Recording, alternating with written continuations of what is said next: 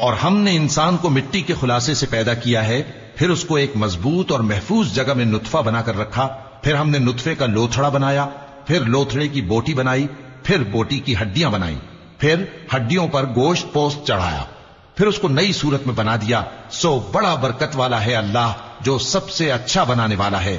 پھر اس کے بعد تم مر جاتے ہو، پھر قیامت کے روز اٹھا کھڑے کیے جاؤ گے، اور ہم نے تمہارے اوپر کی جانب 7 آسمان پیدا کیے، اور ہم خلقت سے غافل نہیں ہیں۔ اور ہم ہی نے آسمان سے ایک اندازے کے ساتھ پانی برسایا، پھر اس کو زمین میں ٹھہرا دیا، اور ہم اس کے نابود کر دینے پر بھی قادر ہیں۔ پھر ہم نے اس سے تمہارے لیے کھجوروں اور انگوروں کے باغ بنائے، ان میں تمہارے لیے بہت سے میوے ہوتے ہیں، اور ان میں سے تم کھاتے ہو۔ اور وہ درخت بھی ہم ہی نے پیدا کیا جو طور سینا کے دامن میں ہوتا ہے، یعنی زیتون کا درخت کہ کھانے کے لیے روغن اور سالن لیے ہوئے اگتا ہے۔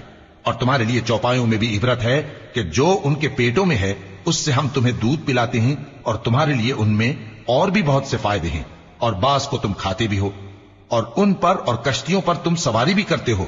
اور ہم نے نوح کو ان کی قوم کی طرف بھیجا تو انہوں نے ان سے کہا کہ اے قوم، اللہ ہی کی عبادت کرو، اس کے سوا تمہارا کوئی معبود نہیں، تو کیا تم ڈرتے نہیں؟ اس پر ان کی قوم کے سردار جو کافر تھے کہنے لگے کہ یہ تو تم ہی جیسا آدمی ہے، تم پر بڑائی حاصل کرنی چاہتا ہے، اور اگر اللہ چاہتا تو فرشتے اتار دیتا۔ ہم نے اپنے اگلے باپ دادا میں تو یہ بات کبھی سنی نہیں، اس آدمی کو تو دیوانگی کا عارضہ ہے، تو اس کے بارے میں کچھ مدت انتظار کرو۔ نوح نے کہا کہ پروردگار، انہوں نے مجھے جھٹلایا ہے، تو میری مدد کر۔